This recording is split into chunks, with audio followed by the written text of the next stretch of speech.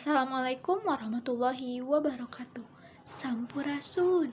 Wilujeng sonten pamirsa sadayana, simkuring Putri Dea Marlina dina waktos ieu bade ngaduhikeun sawatara warta ngeunaan kupat tahu gempol nu kakoncara. Pamirsa, Bandung teh eueuh pisan ku kulinerna. Sajabi ti eueup teh deui, pada migandrung ku balarea. Hiji di antarana nyaeta kupat tahu gempol. Kupat tahu nu geus aya ti taun 65-an keneh. Sumangga nyanggakeun bae wartana.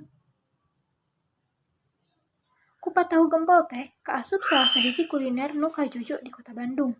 Buktina, ti ngadon ngararasakeun nikmatna ieu kaolahan teh teu weleh marul wae. Tepi kalan-kalan mah konsumenna kudu ngantai heula, nungguan tempat diuk jadi kosong. Nu migandrung eta kupat tahu nu perenahna di Jalan Gempol teh, lain wae urang Bandung, tapi oge warga ti luar daerah kaasup ti Jakarta, Bogor, jeung daerah sejenna. Pajabat jeung artis oge rea anu mikaresep kana ieu kuliner.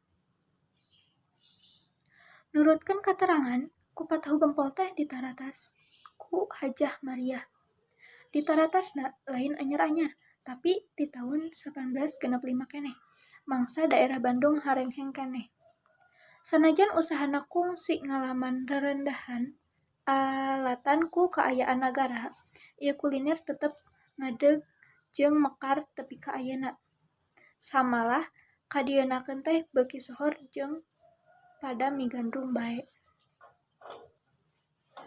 Anu ngokolakeunana geus baganti sababaraha kali, ngan sok sanajan geus ganti juru masak atawa nu ngokolakeunana, rasana mah teu ieuh milu geunti.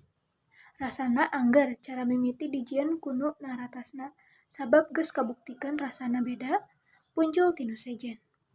Kupat tahu gempol empuk kupatna, pedo tahu jeung bumbuna, kurupukna biasana lain kurupuk biasa, tapi kurupuk kemplang nu ipis teu rango. Nya alatan eta, kupat tahu gempol kakoncara ti bihari tepi ka kiwari. Rupina, sakitu wae warta nu tiasa ku simkuring didugikeun ka payunan pamirsa. Wilujeng tepang deui tina warta nu lain, hatur nuhun kana perhatosanana. Simkuring Putri Dea Marlina pamit undur. Wassalamualaikum warahmatullahi wabarakatuh. Hurip Sunda.